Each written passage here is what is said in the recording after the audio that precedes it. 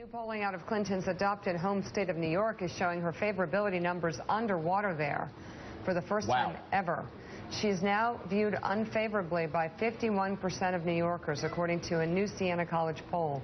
That's a net drop of 21 points since July, when her favorability rating was 56% in New York. Let's hold it right there. That's always a warning sign, Mike, isn't it? When you're upside down in your own state while you're running for president. Scott Walker had it. Chris Christie had it. A little bit more than a warning sign. Yeah, it is. I was trying to be tactful. We've been accused of being too tough on Hillary. She has had a brutal 3-4 months, though. Self-inflicted wounds. Ron, almost all of them self-inflicted wounds.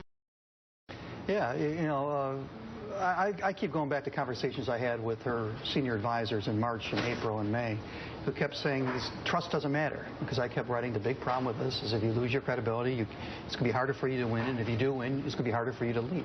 They kept saying trust doesn't matter, trust doesn't matter. Look at Bill Clinton had lower trust numbers than Bob Dole. Bill Clinton had lower trust numbers than President Bush. They said trust doesn't matter. I'm stuck. I can't process senior official, trust doesn't matter, and many other officials are saying, making the same argument, but literally that was a quote. And in what her they don't home realize state of New York, she's lost 12 points in her favorability rating since July, from 56 down to 46. That's a precipitous drop. That is a precipitous drop. People don't like it when their public officials don't tell them the truth, and she has not been telling the truth.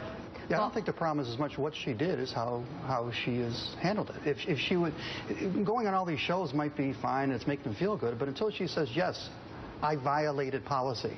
Right.